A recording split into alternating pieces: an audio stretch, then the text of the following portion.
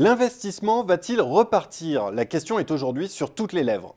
Pour tenter d'y répondre, je vous propose un petit voyage dans le temps qui va nous permettre de tirer les leçons des cycles d'investissement. Notre point de départ, c'est le milieu des années 80. À cette époque, l'investissement progresse, hésite un peu, puis accélère jusqu'à atteindre quasiment 10% de croissance pendant 2 ans. Après des années de sous-investissement, le besoin de modernisation des équipements devient urgent, d'autant que s'y ajoute la pression de la demande. Les taux d'utilisation des capacités de production, les fameux TUC, sont de plus en plus tendus. Donc si on fait un bilan, on voit des goulots de production qui apparaissent un peu partout. À l'été 89, 39% des entreprises manufacturières déclarent ne pas pouvoir produire plus. Maintenant, regardez bien ce chiffre. 26 ans après, ce record tient toujours.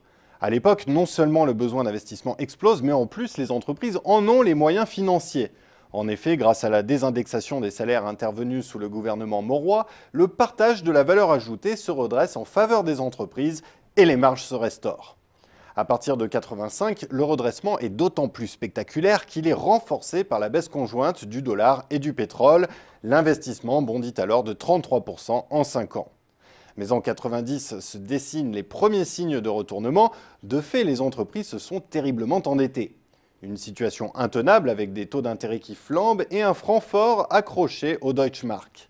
Les frais financiers absorbent la marge opérationnelle des entreprises, la consommation des ménages décroche, les prix de l'immobilier résidentiel comme de bureaux s'effondrent. Le mot d'ordre, c'est qu'il est urgent de se désendetter.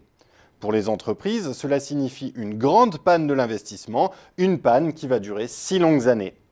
Les fameux TUC plongent par 2 fois pour atteindre un niveau historiquement bas en 97 et pourtant la reprise est là et l'investissement va redémarrer très vite, ce que les économistes n'avaient absolument pas anticipé à l'époque. Il est intéressant d'ailleurs de noter que se met en place un scénario qui ressemble fort à la situation actuelle.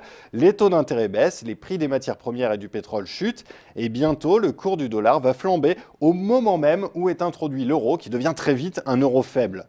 Résultat, les marges se redressent brutalement et l'investissement bondit de 25% en 3 ans. Mais l'euphorie va se briser sur l'explosion de la bulle Internet en 2001, un premier grand crack de la mondialisation financière qui sera pourtant vite surmonté. D'abord hésitant, le redressement de l'investissement s'accélère puis s'emballe entre 2006 et 2008, porté par une nouvelle bulle, cette fois-ci celle du crédit. La poussée est alors générale et concerne l'investissement sous toutes ses formes, les biens d'équipement et la construction. Mais il faut attirer l'attention sur l'investissement immatériel qui prend de plus en plus d'importance. Alors qu'il ne représentait que 42% de l'investissement matériel en 1998, c'est 56% 10 ans plus tard et aujourd'hui il s'approche des 2/3. Et pourtant, l'INSEE conserve une comptabilisation restrictive de l'investissement immatériel. Beaucoup de dépenses qui engagent le long terme restent considérées comme des charges d'exploitation. Malgré cette précision, la poussée de l'investissement n'en demeure pas moins très significative, plus 18% entre 2005 et 2008. C'est la grande récession de 2008 qui va mettre un coup d'arrêt à cette vague. La chute est d'une extrême violence, moins 12% en 2009. Alors en 2011, il y a bien une reprise vigoureuse, mais elle fait long feu. Elle bute en fait sur les problèmes structurels et les politiques économiques restrictives choisies en Europe. Et aujourd'hui, début 2015, l'opinion des économistes reste pessimiste au regard des taux d'utilisation des capacités de production, les TUC, qui restent au plancher. Alors au bilan, que nous apprend l'histoire? Eh bien que l'investissement peut redémarrer brutalement, même avec une mobilisation très faible de l'appareil productif.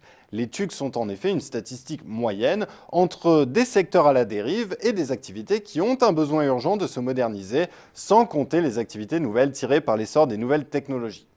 Conclusion, avec des paramètres qui ressemblent fort à ceux de 97, la vigueur du rebond de l'investissement pourrait donc en surprendre certains.